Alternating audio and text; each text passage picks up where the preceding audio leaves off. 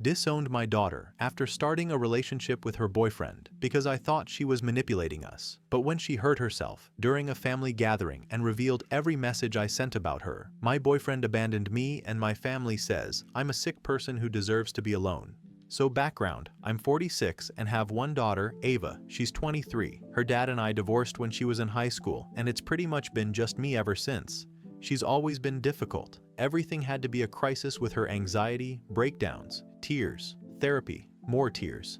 I used to bend over backwards for her, thinking that if I gave her everything she wanted, she'd finally grow up and stop acting like a victim all the time. Instead, she got worse. She used to tell me I was too controlling, but honestly, I was just trying to help her not ruin her life. She had no direction, kept jumping from one major to another, couldn't keep a stable friend group, and every time someone didn't cater to her feelings, she called it toxic. I swear I've never met anyone who could twist things like she does. Anyway, this is where people are going to start judging, but I don't really care anymore. Ava had a boyfriend, Nick, 25, for about 2 years. I liked him a lot.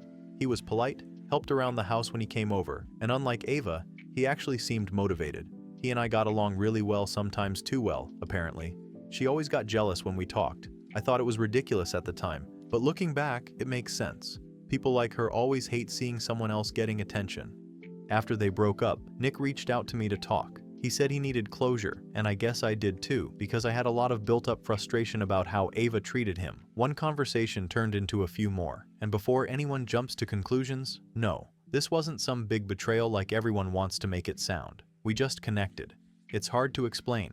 It wasn't physical at first, and even when it did become something more, it wasn't like some affair behind her back. They had already broken up for months. Nick is kind, mature, and actually listens to me. He doesn't throw tantrums or shut down whenever there's conflict. He sees through the drama and actually wants peace. He helped me realize how toxic Ava really was, how much I'd been manipulated into walking on eggshells my whole life. He was the first person who told me I didn't have to feel guilty for setting boundaries. Of course, when Ava found out we were together, she completely lost it. Called me disgusting, screamed that I stole her boyfriend, said she never wanted to see me again. But I wasn't about to let her dictate my happiness anymore.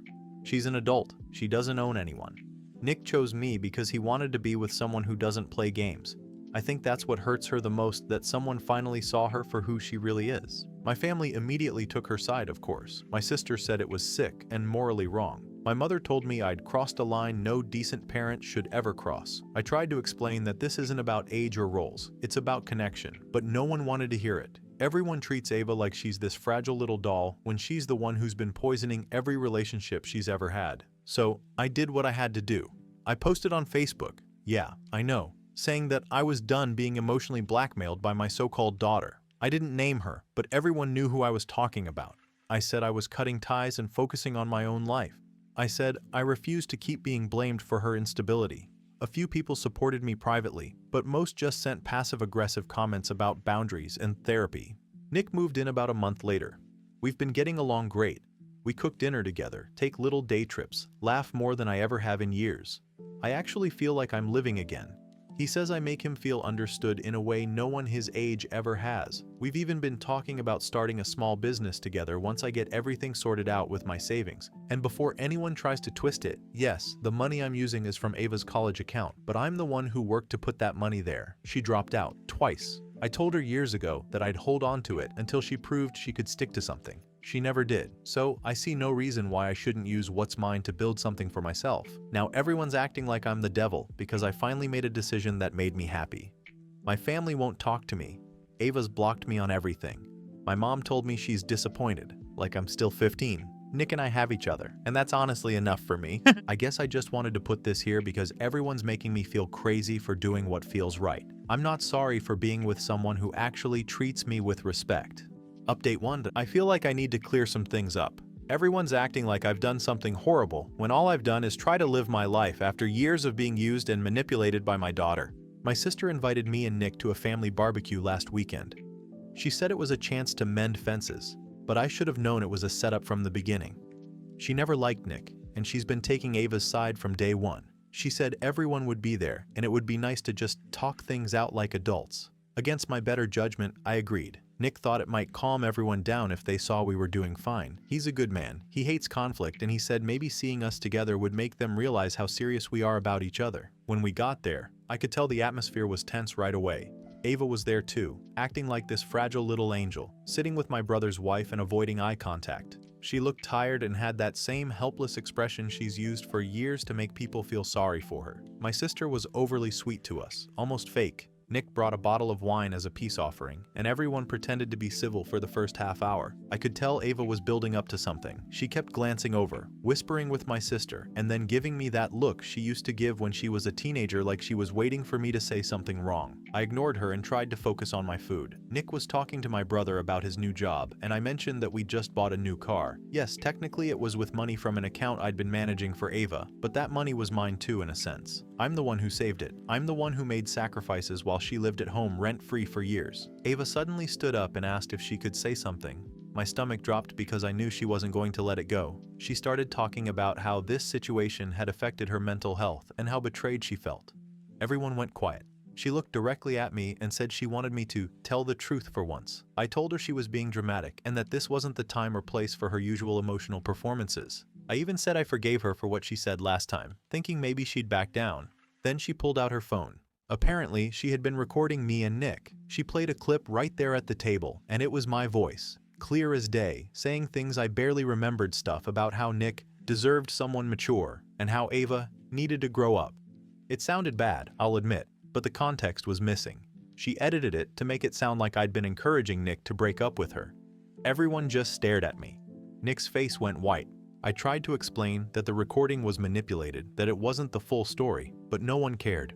My sister had that self-righteous look she always gets, and my brother muttered something under his breath about crossing lines. Nick got up and said he needed air, then walked off. Ava started crying again, acting like she was some sort of victim in all this. My family just sat there, glaring at me like I was some monster. I told them I wasn't going to sit there and be ambushed, and I left. I thought Nick would come with me, but when I got home, he still wasn't back. I tried calling him. No answer. I texted him that night, but all he said was that he needed time to think things through. Typical. Whenever things get hard, men just run. The next day, I found out Ava had been taken to the hospital. My sister called me crying, saying Ava tried to hurt herself after what happened. I was shocked, of course, but also furious. I'm not responsible for the choices she makes. I told my sister that, but she said, "You did this," as if I'm supposed to control how she reacts to her own lies being exposed.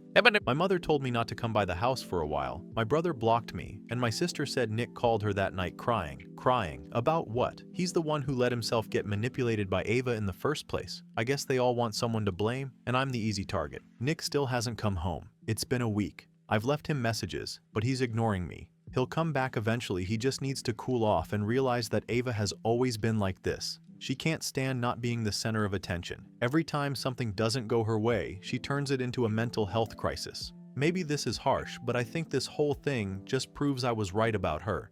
She's unstable, and she'll go to any length to control people. I don't regret cutting her off, and I don't regret choosing someone who actually appreciates me. Update 2. I'm exhausted with people twisting everything I say. People act like I woke up one day and decided to ruin my own family. That's not what happened. I was trying to protect myself. Nick left about 2 weeks after the barbecue. No real conversation, no goodbye, nothing. He packed a few bags while I was at work, left his key on the counter, and disappeared like a coward. Didn't even leave a note. I came home and the house felt empty, like a hotel room after checkout. At first I thought maybe he just needed to clear his head, but it's been a month now. I tried texting him a few times, but all I got was a one-line message saying, "Please stop contacting me and don't reach out to Ava again." That was like a slap in the face. I did everything for him. I took him in when Ava kicked him out. I gave him comfort, support, stability. And this is how he repays me? By running back to the same manipulative girl who caused all of this?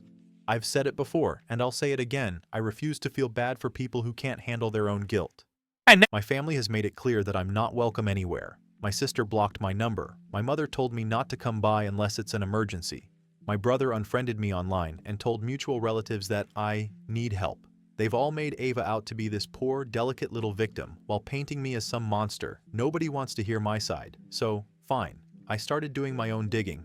I've always been good with technology, and I still remembered Ava's old email password because she used the same one for years. I logged in, not to spy, but to understand what was really going on before everything blew up. What I found was interesting. Months before she and Nick broke up, she was already complaining about him to my sister. She wrote things like, "He's emotionally distant, and I don't know if I can trust him anymore." There were even messages where she said she was so over it and thinking about ending it soon. She even hinted that she was bored of him and wanted to try something new. So, if you ask me, that breakup was already happening long before I came into the picture. She was done with him, but she couldn't stand the idea of anyone else, especially me, being happy with him afterward. It's like she threw him away, but still wanted to keep him on a shelf, just in case. Typical Ava. She's always been like that. She doesn't want something until she sees someone else enjoying it. I printed out some of the emails and sent them to my family to show that she was already planning to dump him. My sister had the nerve to call me insane. She said I was violating Ava's privacy. Funny how no one cared when Ava violated my privacy by recording me and playing it at that barbecue. But apparently, when she does it, it's brave, and when I do it, it's disturbing. I tried sending Nick some of those screenshots too, just so he could see who he was really dealing with, but he never responded. I know he saw them though, because shortly after, his number stopped working for me. Guess he's blocking out the truth now too. I'm not going to lie, losing my job was the last straw. Someone from work must have seen my Facebook Live where I explained everything, because the next day, HR called me in and said they were concerned about the recent posts. I told them the truth. I was defending myself from slander. I was just trying to tell my side of the story, but apparently that's unprofessional. They said they were letting me go because my behavior reflected poorly on the company. So now I'm the unemployed one, while Ava is getting sympathy gifts and Nick is probably sleeping on her couch pretending to be her savior. After losing my job, I started reading up on personality disorders because I wanted to understand why Ava is the way she is. I found a bunch of articles about narcissistic children, and it was like they were written about her. The manipulation, the fake tears, the way she rewrites history to make herself look innocent, it all fits. I even wrote some notes comparing the behaviors in the articles to things Ava has done over the years. My sister says I'm obsessing. I call it research. The thing is, I know what really happened. I was there. I saw how she treated Nick when they were together. She was constantly belittling him, making fun of his clothes, complaining about his job. I was the one who comforted him. I was the one who told him he deserved someone who actually saw his worth. Maybe that's where I went wrong. I showed him too much kindness, and now everyone's twisting it into something disgusting. After the job situation, I made another post online. Not to attack anyone, like people are saying, but to defend myself. I explained how Ava had emotionally abused me for years, how she used her mental health as a weapon, how she gaslit me, how she turned everyone against me. I mentioned that even her father left because of her constant drama, which is true in a way. He said he couldn't take the constant tension, and who was at the center of that? Ava. The post blew up more than I expected. I just wanted people to see the truth, but of course people love drama. Strangers started messaging me saying I needed help, calling me predatory, evil, mentally unwell. One person even said I should never have been a mother. I reported that comment. I ended up deleting the post because I was tired of the comments, but not before I screenshotted everything. You'd be amazed how many people claim to care about mental health, but will bully someone just for telling their truth. Update 3. I have every right to share my side. Anyway, this week I got a message from someone claiming to be a mutual friend of Nick's. I don't even know if it's real or not, but the message said Nick has been seeing Ava again. Apparently, they've been reconnecting for a while, and he's staying with her now. I didn't want to believe it, but I'm also not surprised. That girl has always had a way of worming her way back into people's lives with her fake tears and victim act. I checked. I know it was a little wrong, but I still had access to Ava's old email because she used to share her Netflix account through it. I used the recovery option and got into it. I just needed to know the truth for my own peace of mind. I saw messages and confirmation emails that clearly show they've been spending time together. They went to a concert, posted stories. All these little things meant to get under my skin.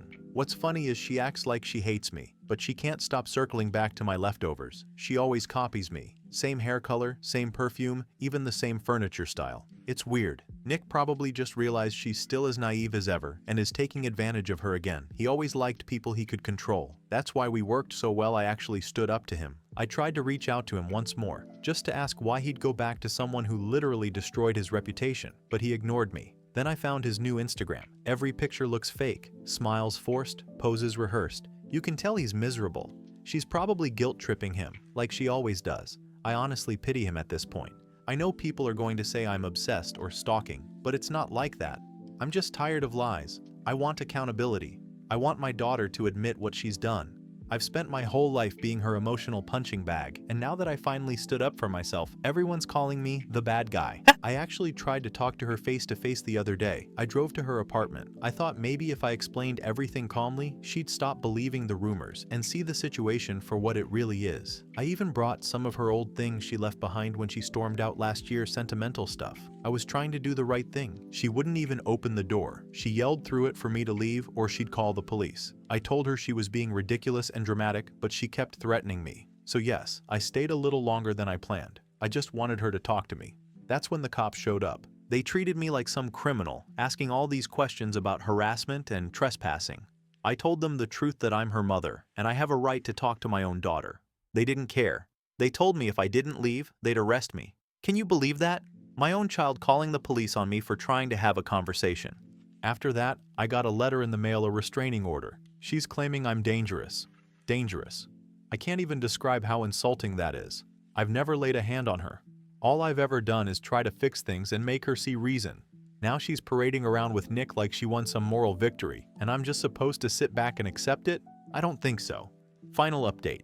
Everyone has already made up their minds, and no amount of explanation or proof is going to change that. But I wanted to give an update because things have moved on, and I think people should know the truth from my side. First off, yes, I'm alone now. Nick hasn't come back and probably never will. He went back to Ava for reasons that make zero sense to me, but I'm not surprised. That's who he is: weak, indecisive, and looking for someone to coddle him. I know him better than anyone, and he's exactly where he deserves to be, back with someone who will let him manipulate and walk over her. Other than that, my family has completely erased me, and my house is gone. It wasn't exactly voluntary downsizing, but I'll call it that because honestly, that's what life handed me. They sold it and took everything. I'm not going to lie, it stung at first, but I've accepted it. I don't need a big house or anyone else's approval to live my life. I have what I need. I'm starting over on my terms, even if it's in a motel. I know people are probably going to ask if I'm okay. Physically, I'm fine. Mentally, I've been thinking a lot about Ava, about Nick, about everyone who turned against me. And the truth is, I'm calmer now than I've been in years. I have space to think, to breathe, to focus on myself instead of constantly defending my actions to people who will never see the truth. I check on them sometimes, not because I'm obsessed, but because I know what's really going on. Ava and Nick aren't as happy as they pretend online. I can see it in photos and little posts she's putting on a brave face, and he's miserable. He's back to being indecisive, needy, and unsure of himself. And yes, I know that sounds petty, but I've spent so long being the one who got blamed for everything that I finally get to watch them struggle and realize that the world isn't just black and white. I've also created a couple of fake accounts, just little things to stay informed. People will call it stalking, but it's not like I'm confronting them. I'm just keeping tabs. I know what's going on, and that's enough for me. It's enough to remind me that I wasn't the problem, not really. People say I ruined my life. Maybe I did. But maybe it's the only time in my life where I can actually call it mine. No one controlling me. No one twisting my words. No one telling me what I can and can't do. That's what freedom looks like. That's what peace looks like. I'm finally free from the expectations, the lies, and the drama. And honestly, I think Ava will thank me one day.